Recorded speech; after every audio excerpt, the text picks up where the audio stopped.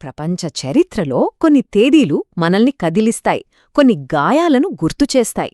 అలాంటి ఒక రోజు గురించే మనం ఈరోజు తెలుసుకోబోతున్నాం. అంతర్జాతీయ హాలోకాస్ట్ సంస్మరణ దినోత్సవం. ప్రతి సంవత్సరం జనవరి 27 ఈ తేదీన ప్రపంచం ఒక క్షణం ఆగి గతాన్ని స్మరించుకుంటుంది. అయితే సరిగ్గా ఈ తేదీకే ఎందుకంత ప్రాముఖ్యత? అవును, ఈ రోజుకి ఎందుకంత ప్రాధాన్యత? ఇది కేవలం గతాన్ని గుర్తు చేసుకోవడానికేనా, లేకపోతే దీని వెనుక ఇంకా లోతైన అర్థమేదైనా ఉందా? ఆ కారణాలేంటో ఇప్పుడు చూద్దాం. అన్నింటికంటే ముందుగా ఇది ఒక సంస్మరణ దినం. అంటే మానవ చరిత్రలోనే అత్యంత చీకటి అధ్యాయాల్లో ఒకటైన హోలోకాస్ట్లో అన్యాయంగా ప్రాణాలు కోల్పోయిన లక్షలాది మందిని మనం గౌరవంగా స్మరించుకునే రోజు. హాలోకాస్ట్ సమయంలో సుమారుగా 60 లక్షల మంది యూదులు దారుణంగా హత్య చేయబడ్డారు. ఈ సంఖ్య వింటుంటేనే ఆ మారణ హోమం ఎంత భయంకరంగా ఉందో అర్థం చేసుకోవచ్చు. అయితే ఈ స్మరణ కేవలం యూదు బాధితుల వరకే పరిమితం కాదు. 1933 నుంచి 1945 మధ్య కాలంలో నాజీ పాలనలో వాళ్ల జాతి, మతం లేదా రాజకీయ అభిప్రాయాల వల్ల ప్రాణాలు కోల్పోయిన ప్రతి ఒక్కర్నీ ఈరోజు మనం గుర్తు చేసుకుంటాం. అందుకే చూడండి, ఈ అంతర్జాతీయ హోలోకాస్ట్ సంస్మరణ దినోత్సవానికి 3 క్లియర్ గోల్స్ ఉన్నాయి. 1. బాధితులను స్మరించుకోవడం. 2.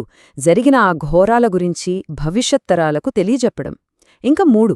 ప్రపంచవ్యాప్తంగా మానవ హక్కులు, సహనం, శాంతిని ప్రోత్సహించడం. సరే, మనం బాధితులను స్మరించుకుంటున్నాం. కానీ ఇంకో ముఖ్యమైన ప్రశ్న, ఇన్ని తేదీలుండగా కేవలం జనవరి 27నే ఎందుకు సెలెక్ట్ చేశారు? ఆ సమాధానం కోసం మనం చరిత్రలోకి వెళ్ళాలి. ఆ కారణమేంటంటే 1945 జనవరి 27 అదొక చరిత్ర గతిని మార్చిన రోజు. ఎందుకంటే సరిగ్గా ఆ రోజే నాజీల అతిపెద్ద మృత్యుశిబిరం ఆష్విచ్ బిర్కెనౌకు విముక్తి లభించింది. ఆ స్వేచ్ఛ వచ్చిన రోజే ఈ రోజు మన సంస్మరణ దినమయ్యింది. సో 1945లో ఆ చారిత్రాత్మక విముక్తి జరిగింది. ఆ తర్వాత కరెక్టుగా 60 సంవత్సరాలకు అంటే 2005లో ఐక్యరాజ్య సమితి ఈ చారిత్రక వారసత్వాన్ని గౌరవిస్తూ జనవరి 27ను అంతర్జాతీయ సంస్మరణ దినంగా అధికారికంగా ప్రకటించింది. అయితే గుర్తుంచుకోవాల్సిన విషయమేంటంటే, ఈ రోజు కేవలం గతాన్ని తలుచుకోవడానికే కాదు, ఇది జ్ఞాపకాల నుంచి ఆచరణలోకి మారడానికి ఒక పిలుపు లాంటిది. శాంతి కోసం ప్రపంచం మొత్తం కలిసి తీసుకున్న ఒక ప్రతిజ్ఞ ఇది. ఈ ప్రతిజ్ఞ వెనుక 3 ముఖ్యమైన అంశాలున్నాయి. మొదటిది చరిత్రను కాపాడటం. అంటే జరిగిన దారుణాలను, బాధితుల కథలను ఎప్పటికీ మర్చిపోకుండా చూడటం. రెండవది మానవ హక్కుల పట్ల అవగాహన పెంచడం.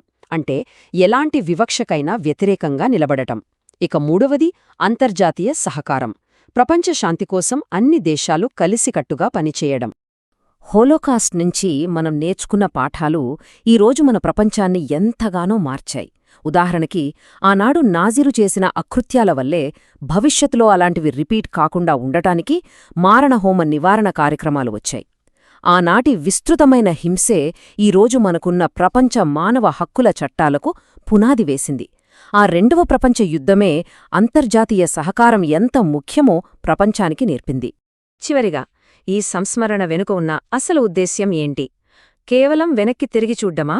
అస్సలు కాదు. భవిష్యత్తును కాపాడుకోవడానికే మనం గతాన్ని గుర్తుపెట్టుకుంటాం. అవును, సంస్మరణ అంటే మౌనంగా ఉండే చర్య కాదు, అదొక నిరంతర బాధ్యత. ఈ బాధ్యతలో 3 ముఖ్యమైన స్టెప్సున్నాయి. మొదటిది బాధితులను గౌరవించడం. రెండోవది గతం గురించి అందరికీ తెలియజేయడం. ఇక చివరిగా ఆ పాఠాలను మన ప్రస్తుత సమాజంలో ఆచరించి సహనాన్ని పెంచుకోవడం. ఈరోజు చెప్పే మొత్తం సందేశాన్ని ఒక్క వాక్యంలో చెప్పాలంటే, చరిత్ర నుండి నేర్చుకోవడం. ఎందుకంటే భవిష్యత్తులో మారణహోమాలను నివారించడానికి, మానవ హక్కులను ప్రోత్సహించడానికి, ఇంకా ప్రపంచ శాంతిని కాపాడటానికి మనకున్న ఏకైక మార్గం అదే. చివరగా ఈ ఒక్క ఆలోచింపచేసే ప్రశ్నతో ఈ విశ్లేషణను ముగిద్దాం. ఇలాంటిది మళ్ళీ జరగద్దు అనే మాటను మనం నిజం చేసేది ఎలా?